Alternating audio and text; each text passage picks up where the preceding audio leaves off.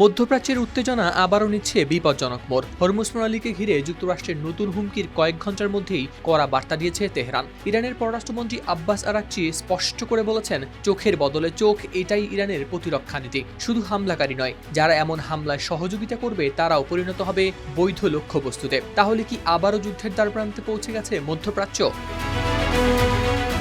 Hormuz প্রণালীকে ঘিরে যুক্তরাষ্ট্র ও ইরানের মধ্যে উত্তেজনা আবারও বেড়েছে। এবার সরাসরি ও কঠোর ভাষায় নিজেদের অবস্থান স্পষ্ট করেছে তেহরান। ইরানের পররাষ্ট্রমন্ত্রী আব্বাস আরাকচি সতর্ক করে জানিয়েছেন, দেশটির অবকাঠামোর উপর যে কোনো হামলার জবাবে ইরান শক্তিশালী ও চূড়ান্ত প্রতিক্রিয়া জানাবে। সংবাদ মাধ্যম দ্য গার্ডিয়ানের প্রতিবেদনে প্রকাশ পেয়েছে এই তথ্য। সামাজিক যোগাযোগ মাধ্যম এক্সে দেয়া এক পোস্টে আরাকচি বলেন, ইরানের প্রতিরক্ষা নীতির ভিত্তি হলো চোখের বদলে চোখ। তার ভাষায়, ইরানের বিরুদ্ধে যে কোনো আগ্রাসন, বিশেষ করে দেশটির গুরুত্বপূর্ণ অবকাঠামো লক্ষ্য করে তেহরানকে শক্তিশালী ও সিদ্ধান্তমূলক জবাব দিতে বাধ্য করবে। স্যান্ডেলিনা সো, রূপচর্চায় আভিজাত্য।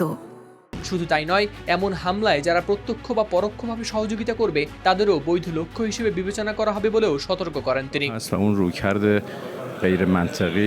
মার্কিন প্রেসিডেন্ট ডোনাল্ড ট্রাম্পের এক বক্তব্যের কয়েক ঘন্টার মধ্যেই আসে এই বার্তা। এর আগে ট্রাম্প হুঁশিয়ারি দিয়ে বলেছিলেন, হরমুজ প্রণালীতে চলাচলকারী বাণিজ্যিক জাহাজে ক্ষেপণাস্ত্র, ড্রোন কিংবা অন্য কোনো অস্ত্র দিয়ে হামলা চালানো হলে যুক্তরাষ্ট্র ইরানের সেতু ও বিদ্যুৎ কেন্দ্র সহ গুরুত্বপূর্ণ অবকাঠামো লক্ষ্য করে হামলা চালাবে। এই হুমকির জবাবেই কার্যত নিজেদের অবস্থান স্পষ্ট করল তেহরান।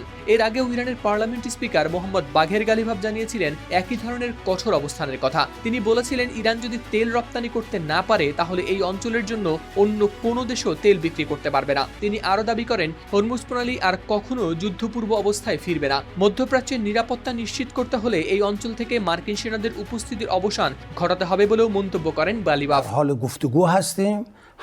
বিশ্বের অন্যতম গুরুত্বপূর্ণ জ্বালানি পরিবহন পথ এই হরমুজ প্রণালী এখন নতুন করে পরিণত হয়েছে ভূ রাজনৈতিক উত্তেজনার কেন্দ্রে। এই জলপথ দিয়েই বিশ্বের উল্লেখযোগ্য পরিমাণ অপরিশোধিত তেল ও প্রাকৃতিক গ্যাস পরিবাহিত হয়। ফলে এখানকার যে কোনো সংঘাতের প্রভাব বিশ্ব অর্থনীতি থেকে শুরু করে জ্বালানি বাজার পর্যন্ত পৌঁছে যেতে পারে। ইরানের সর্বশেষ এই সতর্কবার্তা মধ্যপ্রাচ্যের পরিস্থিতিকে করে তুলেছে আরও অনিশ্চিত। এখন দেখার বিষয়, কূটনৈতিক আলোচনার পথ আবারও সক্রিয় হয় নাকি পাল্টাপাল্টি হুঁশিয়ারি সূচনা করবে নতুন কোনো সংঘাতের।